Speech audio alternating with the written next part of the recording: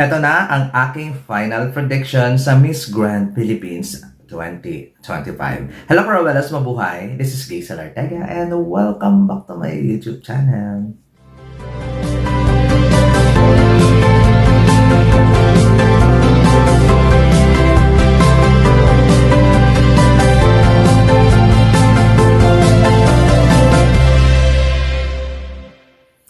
Hello! Kamusta po kayo lahat? Good morning, good afternoon, good evening, anumang oras kayo nanonood sa akin ngayon. Maraming pong salamat. Sa mga bago ko na subscriber, returning viewers, thank you so much sa support sa mga hindi pa po dyan nakasubscribe. Please subscribe my YouTube channel, Gaysel Ortega, Cruella in Pageantry, and click the notification bell below para update kayo again sa maglabas ako ng aking mga video. Hello! At ito na nga ang aking final prediction sa Miss Grand Philippines 2025. Kung sino nga ba ang pwedeng manalo sa competition ito ng bonggang-bongga. Actually, nagbabanggit ako guys ng mga names napasok sa aking top 10. Umabot ba ng 10? Kasi feeling ko parang wala, hindi naman parang hindi naman umabot yung ng 10 ang lumalaban talaga sa corona ng bonggang-bongga and the rest is clappers. Charot lang. So, actually, binilit kong paabutin ng 10. Pero eto na nga. Number 10. Hindi naman number 10. Magbibigay ako ng aking top 10. Tapos din, magbibigay ako ng aking top 5. Tapos, possible na makoronahan. Mga ganong level. Diba? So, magbibigay ako sa inyo guys ng top 10. Top 10 ko, pasok si Jasmine Garner ng Canada. Filipino Community of Canada. Isa yun sa mga nakikita ko. Baka aabot naman siya ng 10. Kasi, ang konti lang. Pasok na pasok sa top 10, Angele Pasco ng Davao Region. Kakabog siya for sure.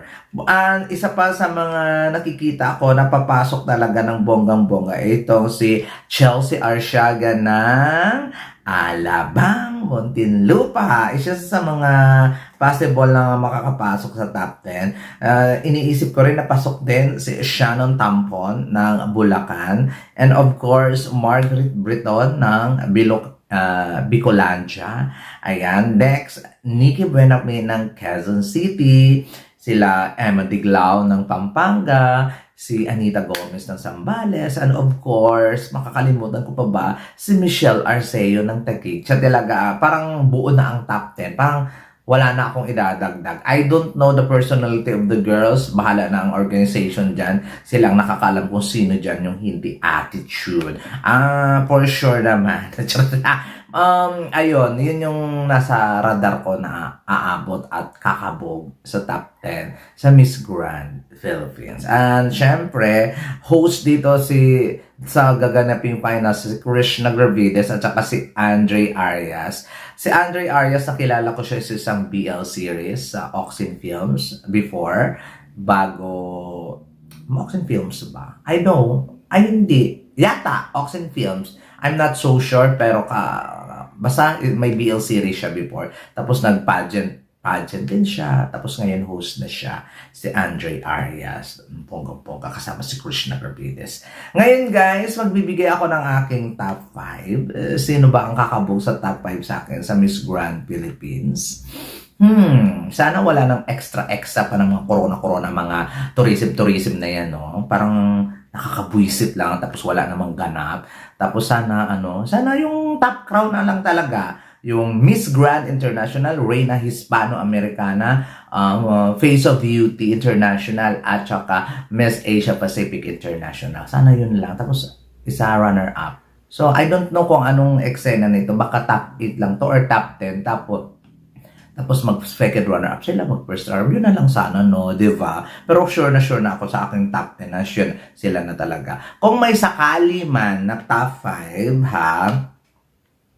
sigurado namang pasok dyan sila Emma Tiglao, Michelle Arceo, Anita Gomez, i-consider ko talaga si Beatrice Maclellan ng Aklan. She perform naman talaga. And hopefully, si Nikki Buenapme ng Quezon City. Talagang mukhang malakas talaga siya ngayon.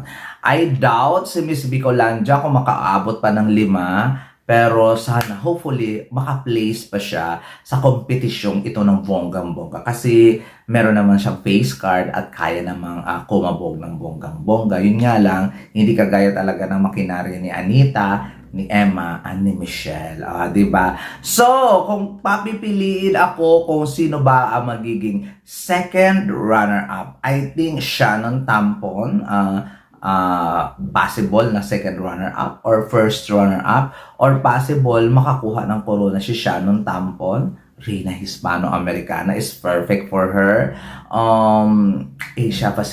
Miss Asia Pacific International. Parang yung dalawang corona lang na yan, yung possible na makuha ni Shannon Tampon. And of course, may chance naman siya sa Miss Grand Philippines. Tingnan natin ang kanyang mai-offer sa Sunday kung ano nga pa ang mga pa-eksena niya. Si Margaret Breton, okay. Margaret Breton, more chances of winning siya ng corona sa Face of Beauty International.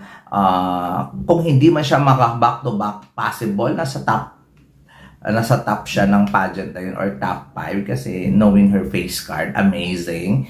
Possible din siya na mapunta sa Reina Hispano-Americana. Pwede din siya sa Miss Asia Pacific International at pwede din siya sa Miss Grand. Kumbaga pwede talaga ng bonggang-bongga. And then si Nikki Buenape. Nikki Buenape pwede sa lahat ng crowd, to be honest. Pati runners-up, pwede din siya. Kabog ko baga yung klase ng beauty na meron si Nikki Buenape ng Quezon City ay pwede sa lahat ng crowd.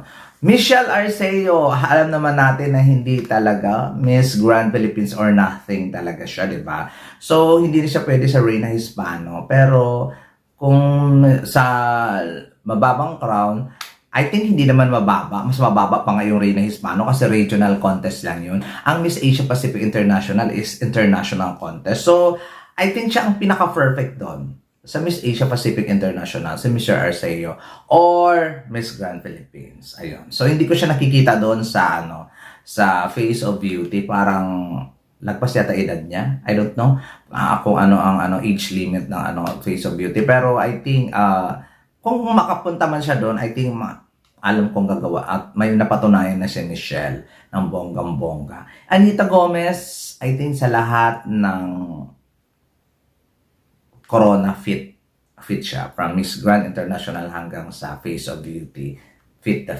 Emma Diglao, medyo hanggang sa Miss Asia Pacific International lang siya at saka Miss Grand Philippines po pwede na mag-compete ng bonggang-bongga. And the rest is known na siya. Kasi yung edad niya ay over na ng bonggang-bongga. So may predicted, ako lang to ha, ang aking predicted winner para sa akin, ang pinakamababang corona dito sa 4 na corona ay Reina Hispano-Americana. May predicted winner sa Reina Hispano,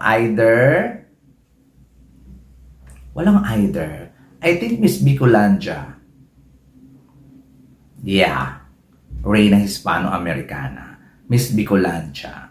Or talaga. Hindi, Miss Bicolandia, nisip ko. Yun yung pinakamababa kasi siya lang ang regional pageant dito sa competition na to. Ang Reina Hispano-Americana is regional pageant. Siya ang may pinakamababa kumbaga sa standards baga ng pageant.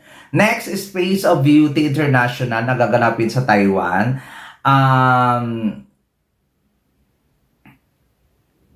Oh my God. Nikki Buenape. Ayun ang aking predicted winner, Nikki Buenape, na lalaban sa Face of Beauty International sa Thailand. And then Miss Asia Pacific International, Emma Diglao. Kasi pwede pa siya doon sa coronang yun pwede pa siya. So it's gonna be Emma Diglao and Miss Grand International ay si Anita Gomez. I don't know, pero nagbigay kasi ng magandang performance si Anita. Base lang to guys hindi sa base kung sino yung malapit sa akin, hindi to base kung sino yung malakas sa tao, or hindi to base lang to doon sa performance na ipinakita niya, and based doon sa gusto ko na mag-represent grandiose baga eksena. At si Emma Tiglao, nagbigay sa akin ng so-so lang. At pang ano lang siya, pang Miss Asia Pacific International. Ganun lang siya. So, hindi siya nagbigay sa akin ng grandiose na performance. At si Anita Gomez ang nagbigay sa akin ng ganun. That's why, when it comes sa prediction ko at magbibigay talaga ako ng honest review and assessment doon sa kanilang preliminary competition, it's gonna be Anita Gomez ang mananalo Miss Grand Philippines for today's video. Ayun. So, nakikita ko rin yung effort, nakikita ko rin yung pasabog, nakikita ko rin yung eagerness and determination niya na makuha ang corona, Anita Gomez. Emma Tiglao, nandun sana yung Filipino standard when it comes to beauty, wala tayong issue dyan. Pero internationally, I think hindi siya talaga kakabog. Kaya sana ibibigay ko siya sa Miss Asia Pacific International. And hopefully may iuwi na natin ang corona ng Miss Asia Pacific International. Matagal na yatang wala nating inuwi. Sino ba yung pinakahuli? Yung taga Mindanao, yun yung pinakahuling Miss Asia Pacific International na yung Muslim, yung nanalo. So, ayun. Ang aking predicted winner, Miss Grand Philippines, Anita Gomez, Asia Pacific International, Emma Tiglao, Pace of Beauty, Nikki Benape, and Reina Hispano-Americana is Margaret Britton. Kasi si Michelle Arceo, kung babasihan ko, pagbabasihan ko ang kanyang preliminary competition, wala talaga siyang laban doon sa girls. Pero kung ibibigay sa kanya ang Miss Grand Philippines, wala akong problema. Susuporta ako ng bonggang-bongga, 100%.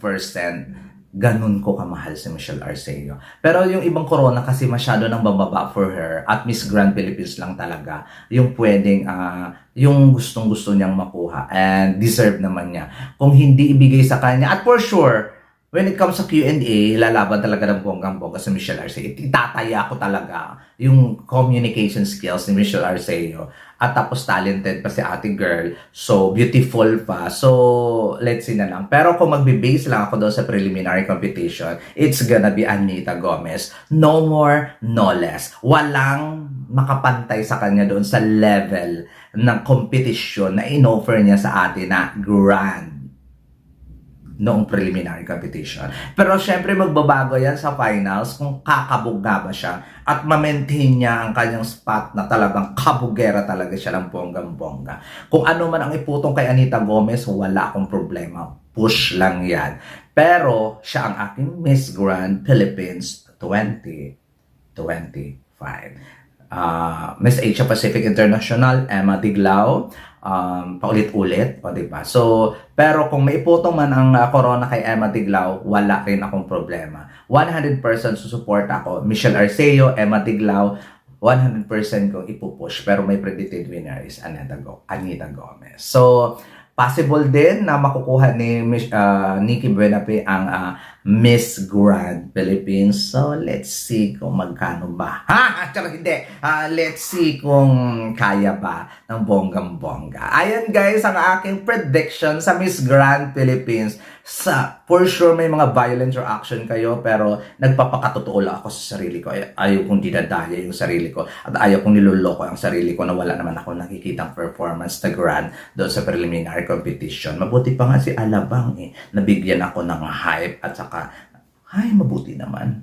May grand ditong nag-perform. Mga gano'n. No? So, possible Alabang make it to the top 10. Diba? Make it to the top 10.